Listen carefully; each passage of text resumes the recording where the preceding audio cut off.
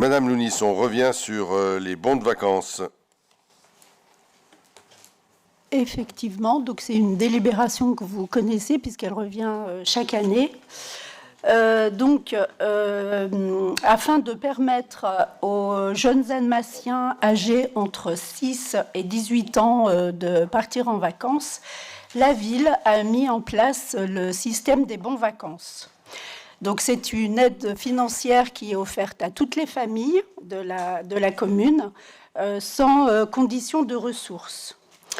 Les familles retirent ces bons au niveau de la mairie et les remettent au moment de l'inscription de leur enfant dans les organismes signataires. Donc là, nous avons la MJC, la Bergue, le centre aéré de la Bergue, et les organismes de vacances comme UFOVAL et la FOL 74.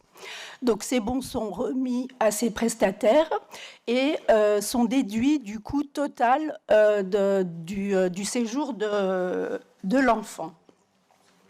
Donc cette aide, elle est de 7,70 € par jour pour les centres de loisirs et entre 9,20 € et 10,80 € selon l'âge du bénéficiaire pour les organismes de vacances. Donc, 13 enfants en ont bénéficié sur l'année 22, 3 pour les centres de vacances et 3 pour les séjours de colonie, pour un montant total de 1 388,50 €. Voilà, donc il vous est proposé d'approuver le versement de ces subventions aux organismes cités. Monsieur Gaconnet ? Oui. Je crois que j'interviens à chaque fois d'ailleurs sur ce point qui me choque. Je sais ce que vous allez dire. Par le nombre. Oui. Voilà. D'autant qu'on parle de sans condition de ressources, alors je suis quand même encore doublement plus surpris. Bon, c'est incompréhensible à vrai dire. Est-ce qu'on ne pourrait pas s'appuyer sur le réseau, on en est toujours même, hein, c'est la communication, c'est le nerf de la guerre, est-ce qu'on ne pourrait pas s'appuyer sur toutes les associations justement qu'on subventionne, qui viennent en aide aux jeunes dans les quartiers, et pas que dans les quartiers d'ailleurs, pour prêcher entre guillemets la bonne parole et faire parler de ces bons vacances qui pour moi ne sont absolument pas utilisés à la valeur dont ils devraient être dans une ville comme la nôtre. Je suis tout à fait d'accord. Je pense que quand je vois le nombre, c'était ce qu'on disait, 13, c'est pas possible, quoi.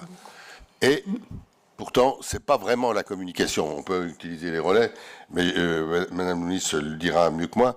C'est que malheureusement, on est nombreux à avoir fait des colonies de vacances, hein, nous. Voilà. Là, on l'a fait comme colon, mais aussi comme moniteur, comme directeur. Enfin, ce type de vacances n'est plus prévu par les familles. Ouais.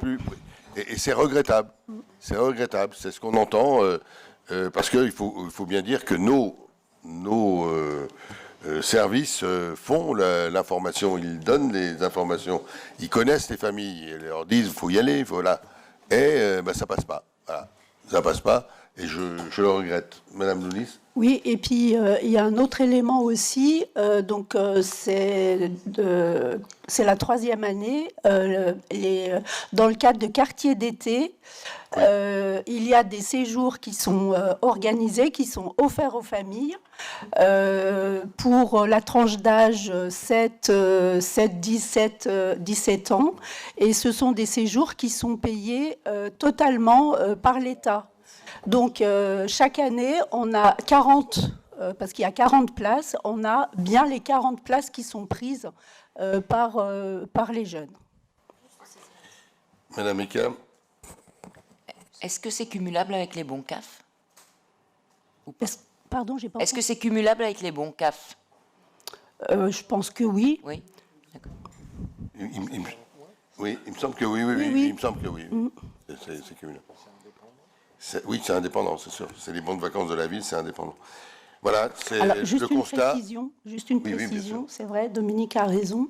En fait, la prise en charge financière pour quartier d'été, elle est à la fois prise en charge par l'État et en partie par le CCAS. Donc, ce qui fait que ça revient à 0 € aux familles.